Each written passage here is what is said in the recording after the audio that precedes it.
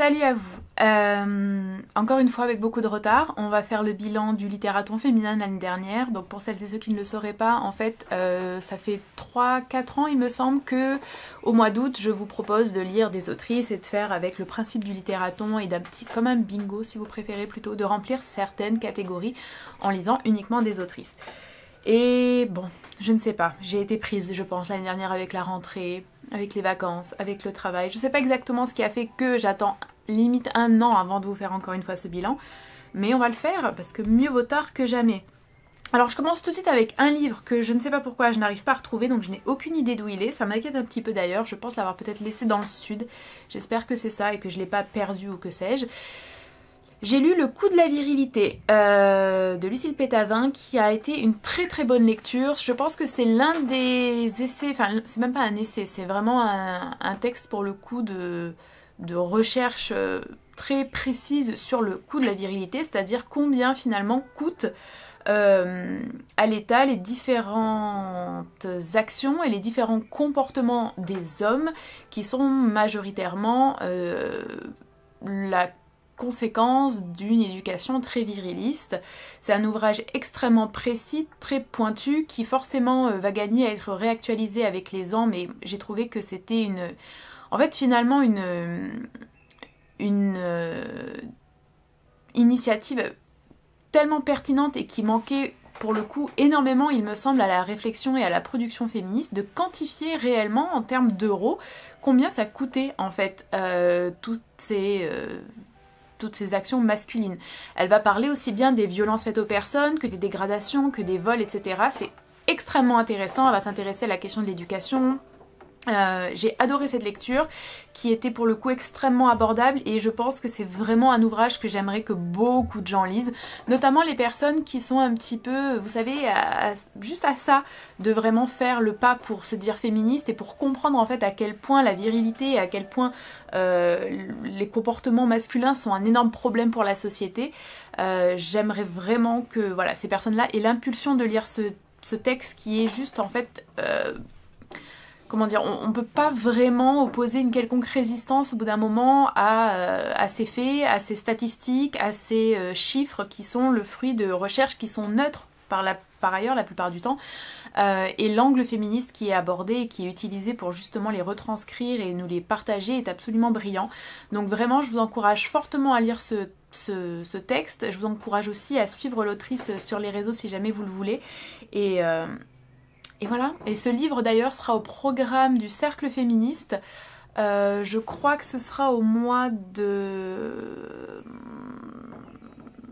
je ne sais plus, peut-être après septembre il me semble, parce que là on est déjà plein, on est déjà organisé jusqu'à septembre. Pour celles et ceux qui ne le sauraient pas en fait, le Cercle Féministe, c'est tous les mois une lecture féministe, un Discord féministe, des échanges vocaux sur le Discord pour parler de différentes thématiques féministes. C'est vraiment un lieu absolument génial qui fait vraiment beaucoup de bien et vous y avez accès si vous souscrivez à la chaîne. Voilà, vous faites comme vous voulez, mais en tout cas, ça fait vraiment beaucoup de bien et je remercie toutes les personnes qui sont dessus et qui font de ce lieu, entre guillemets, virtuel ce qu'il est, parce que c'est vraiment grâce aux contributions de toutes les personnes qui y sont, grâce à la dynamique qui est insufflée, que c'est un lieu aussi agréable et aussi intéressant. Voilà.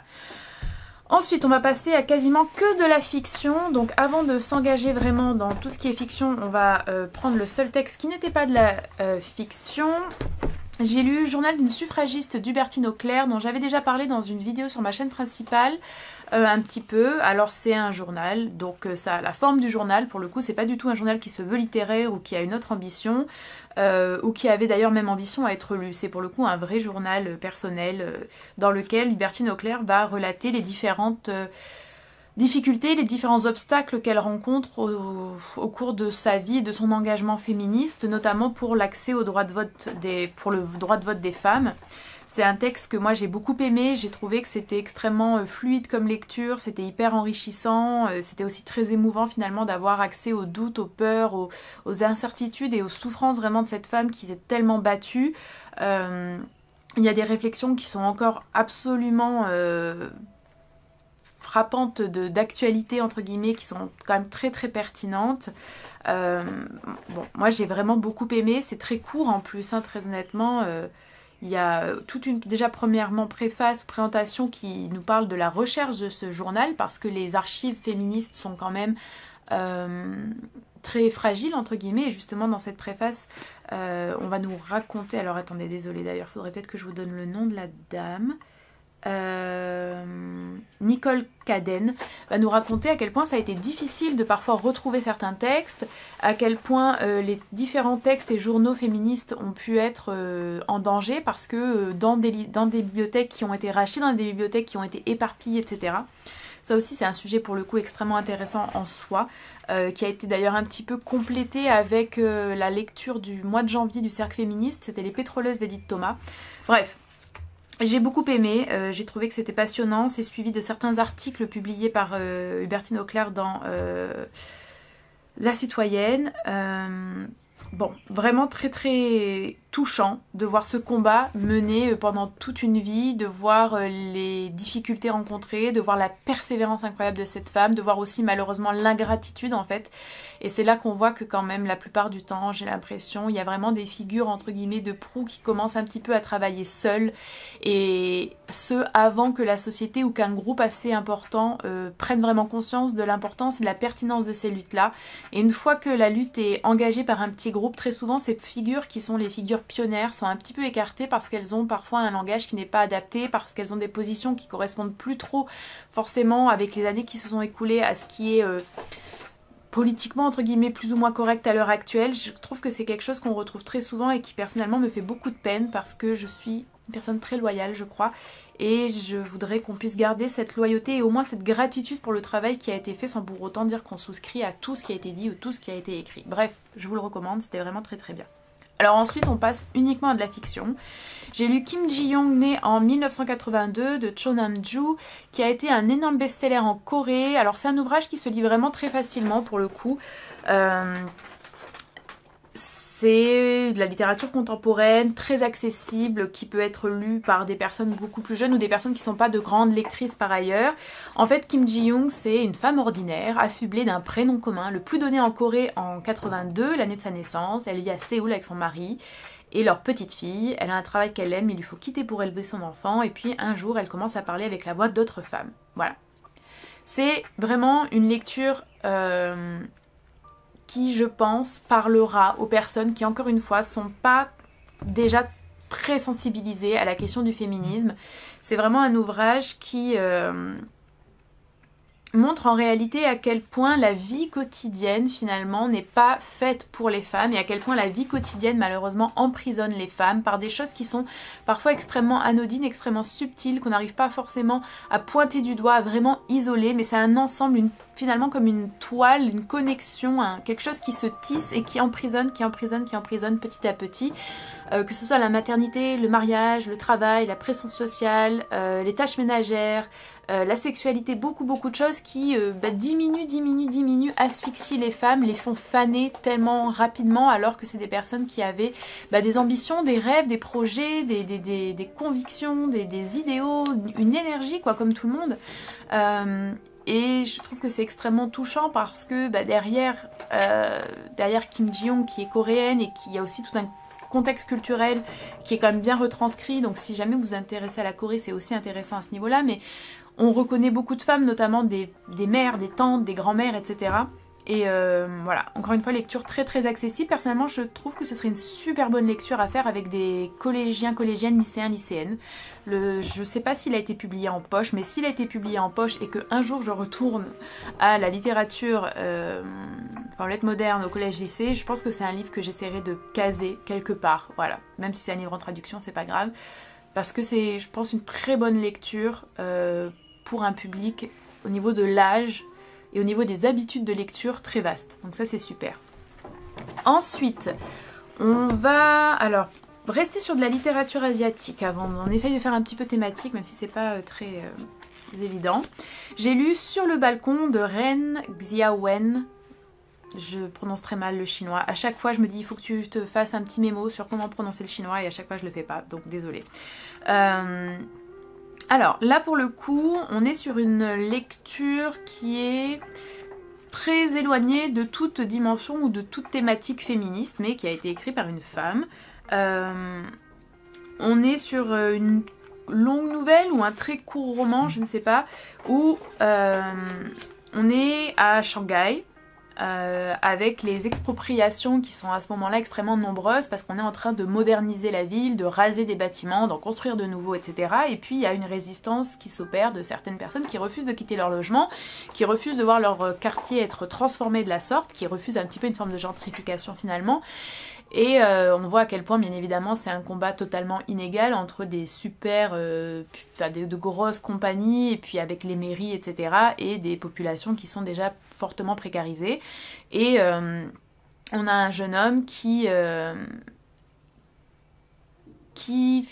c'est une histoire de vengeance, en fait. On a un jeune homme qui décide de se venger de la mort et de la maladie de son père causée par justement toute cette pression et tout cet acharnement pour les déloger et pour remoderniser leur quartier. Et la manière dont il décide de se venger, c'est en attaquant la fille, on va dire, du monsieur qui était en communication avec son père et qui a tout fait pour essayer de le virer de leur appartement. Je vous en dis pas plus, c'est un court roman, j'ai beaucoup aimé. C'est très pessimiste un petit peu, c'est assez noir, assez pesant comme texte, et ça se lit quand même globalement très très bien, voilà. Donc c'était pas une incroyable lecture non plus, mais j'ai trouvé que c'était intéressant et que la manière dont c'était traité était quand même assez original. Je pense que c'est ça, plutôt. Alors ensuite, encore de la littérature asiatique. Bon, bah vraiment, voilà. J'ai lu, alors ça, je l'avais lu en lecture commune avec Nabolita, Myosotis, de Jung Tuyong. Alors, Jung Tuyong, c'est une autrice que j'aime beaucoup. J'ai lu Au-delà des illusions, j'ai lu Terre des oublis. J'ai adoré les deux romans, mais vraiment, quand je vous dis adorer, c'est adoré. Jung Tuyong, pour moi, c'est une superbe autrice. Elle a un talent incroyable pour vraiment nous intégrer au récit, nous transporter dans des lieux qui sont totalement différents, recréer cette ambiance vietnamienne, recréer ces paysages, ces villes, les sensations dans la ville, les relations entre les personnages. Bref, elle écrit, mais vraiment pour moi, hein, divinement bien. J'adore les romans que j'ai lus de Jung Tuyong, et même Myosotis, finalement, j'ai aimé, mais le problème, c'est que dans Myosotis, il y avait des choses qui m'ont semblé quand même très gênantes, notamment sur le traitement de la sexualité, sur le traitement des relations hommes-femmes, voire hommes-fillettes, ce que je n'ai pas du tout retrouvé dans les deux autres romans que j'ai lus de l'autrice. Donc je ne sais pas en fait à quoi attribuer cela. Est-ce que je suis passée à côté d'un ton qui se voulait être un petit peu une dénonciation, ou est-ce qu'il n'y a pas du tout de dénonciation mais que pour autant c'est pas présenté comme finalement quelque chose de normal? Est-ce que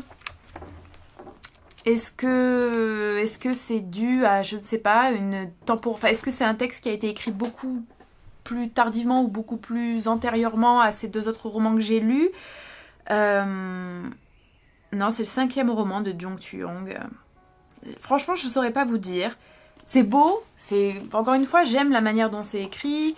Je trouve que les sujets sont intéressants. Je suis toujours aussi séduite par vraiment cette écriture un petit peu comme l'écriture du 19e, vous voyez, où on rentre dans des univers, des textes qui sont des univers, des mondes à part entière, où on a l'impression qu'on pourrait soulever une feuille et l'auteur et l'autrice ont déjà quand même écrit et décrit ce qu'il y avait sous la feuille. On sait comment est le mur, on sait comment cette personne parle, on sait ce qu'il mange, on connaît tout. Moi j'adore ça, je trouve que c'est génial. Mais ce roman-là m'a vraiment laissé un goût un petit peu amer parce que j'étais très gênée à la lecture de certains passages. Si vous l'avez lu, dites-moi ce que vous en avez pensé. En tout cas, voilà, je veux pas vous dégoûter du tout de Jung Tuyong parce que très honnêtement, Terre des oublis et Au-delà des illusions, magique, magnifique, superbe, superbe roman. J'ai consacré toute une vidéo à Au-delà des illusions d'ailleurs, si jamais ça vous intéresse. Terre des oublis, c'est une histoire qui est relativement classique, mais encore une fois qui est travaillée là de façon très originale, je trouve, et génialissime. C'est le retour d'un soldat qu'on croyait mort dans son village natal et sa femme s'est remariée. Voilà. Et Au-delà des illusions, c'est l'histoire d'un couple dysfonctionnel où encore une fois, c'est des histoires de désillusions politiques et de convictions morales et idéologiques qui ne survivent pas à la réalité très concrète. Et c'est toute une question sur s'accommoder de la réalité, jusqu'où est-ce qu'on peut le faire, jusqu'où est-ce qu'on le fait sans se trahir, et est-ce que c'est pas un luxe aussi de pouvoir rester fidèle à certaines convictions jusqu'au bout. Enfin bon bref, ce sont deux superbes romans. Miyazaki c'est un petit peu bizarre, je sais pas. Mais ça ne m'empêchera pas de continuer à lire Jung Tuong, vraiment. Donc voilà. Ensuite, j'ai lu, j'avais fait un temps du texte sur les autrices afghanes. Et j'avais donc lu dans ce cadre-là, c'est Murs qui nous écoutent de Spojmai Zareab. Et j'avais lu Sous le ciel de Kaboul, nouvelle de femme afghane, traduite du persan par Rojesta Ibrahimi aux éditions Le Soupirail. Donc je ne vais pas m'attarder dessus parce que j'en ai beaucoup parlé dans mon temps du texte, qui est encore disponible pour tout le monde sur ma chaîne, sachant que les nouveaux temps du texte sont réservés aux membres. Celui-là, là, c'est Murs qui nous écoute, beaucoup aimé, très beau. Et Sous le ciel, les nouvelles, là, vraiment, il y en a qui étaient absolument géniales. Je recommande vraiment, si vous vous intéressez à la littérature afghane, si vous avez envie de découvrir des plumes que vous n'avez jamais lues ailleurs, si vous aimez le format des nouvelles, très beau, très moderne, très intelligent comme écriture dans la plupart des nouvelles. J'ai trouvé qu'il y avait une forme d'intelligence et de vivacité qui n'est pas forcément ce qu'on retrouve tout le temps. Alors parfois bien évidemment, parfois très souvent, très dur, parce que la guerre, parce que les conflits, parce que les violences faites aux femmes et pas que aux femmes, mais vraiment génial, et puis je trouve presque en fait un devoir de les lire, pour moi. Allez, on arrive aux deux derniers textes que j'ai lus l'année dernière pour ce littératon féminin. Un très court récit de Louise de Villemorin, Histoire d'aimer. Alors Louise de Villemorin, je l'ai découverte je pense il y a 2 ans, avec sa poésie que j'avais beaucoup aimée, et puis je me suis aperçue que c'était finalement une autrice qui avait beaucoup publié et qui était tombée dans l'oubli. Certaines diront peut-être à juste titre, je ne sais pas, parce qu'elle a un style qui ne conviendra pas à tout le monde, mais moi j'aime beaucoup ce style-là. C'est ce style, je sais pas comment vous le décrire. C'est une forme de brièveté dans l'écriture, d'aspect très synthétique au niveau des paroles et des dialogues et des discours, des sentiments qui sont pas forcément toujours, qui semblent pas très crédibles, mais qui en réalité font écho à beaucoup de choses en nous, mais qui sont pas crédibles, peut-être parce que la forme, avec cette brièveté, toujours ce côté presque un peu artificiel dans l'écriture, un petit peu très, j'ai pas envie de dire maniéré, mais il y a un peu de ça. Si vous voyez un petit peu l'écriture de Colette, c'est pas très éloigné pour moi, l'écriture de Louise de Villemorin. Bref, Histoire d'aimer, c'est un court texte où on va suivre, somme toute, je sais pas si on peut le résumer ainsi, mais je vais le faire. Une forme de triangle amoureux. On suit 2 amies, Catherine Valdidi et Maryse Lejean, qui sont des femmes très différentes, mais qui sont très liées, et on va voir qu'elles s'éprennent plus ou moins du même homme, et les différentes situations dans lesquelles ça va les plonger. Voilà. Moi j'aime ce genre de lecture, j'aime ce genre de style, je pense que c'est pas pour tout le monde. Si vous êtes curieuse, n'hésitez pas. Louise de Villemorin a publié pas mal d'autres textes également. À voir, voilà. Et dernièrement, un classique, celui-là beaucoup de gens l'ont lu je pense, et moi je l'ai lu tardivement. J'ai lu The Yellow Wallpaper de Charlotte Perkins Gilman, que j'ai adoré, et donc j'espère pouvoir lire là bientôt le reste de ses écrits, parce que j'ai cette collection chez les classiques Penguin, la Penguin Classics, où il y a d'autres textes de l'autrice, notamment sa dystopie, utopie, Herland, voilà. Donc j'ai beaucoup aimé, je sais pas si j'ai beaucoup de choses à en dire, je trouve que voilà, le traitement finalement de l'enfermement, de la folie qui est une conséquence de l'enfermement à multiples niveaux des femmes, ce qui rejoint un petit peu Kim Ji-young finalement, c'est un sujet que j'aime beaucoup, qui est toujours d'actualité, qui est déchirant d'une certaine manière, et qui, sous la plume des femmes, mais pas uniquement, parce que c'est vraiment un texte que j'aimerais mettre en parallèle avec la fin de Thérèse Desquerou de Mauriac. C'est des textes qui sont, je sais pas, mais essentiels, et qui en fait sont nombreux, et qui montrent bien à quel point ça a été un phénomène social et un phénomène vécu par énormément de femmes, et toujours vécu par énormément de femmes en fonction des sociétés, des pays dans lesquels elles vivent, et c'est affreux quoi, c'est désolant, c'est tellement triste. Donc bon, voilà, très bonne lecture également, que j'avais envie de faire depuis très longtemps, et je suis heureuse de l'avoir finalement faite. Voilà. Écoutez, c'est tout, c'est déjà pas mal. J'espère que cette vidéo vous aura plu. Elle vous sera arrivée avec 1 an de retard, mais c'est pas grave. Et je vous dis à très bientôt. On se retrouvera, je pense, cette année au mois de juillet et pas au mois d'août pour le prochain Littératon féminin parce qu'il me semble, ça sera plus simple pour moi. Et parce qu'au mois d'août, du coup, on lira en lecture commune, attention, gros roman, Le Maître et Marguerite de Bulgakov. Ça va être quelque chose. Voilà, je vous remercie d'avoir regardé cette vidéo et puis je vous dis à très bientôt.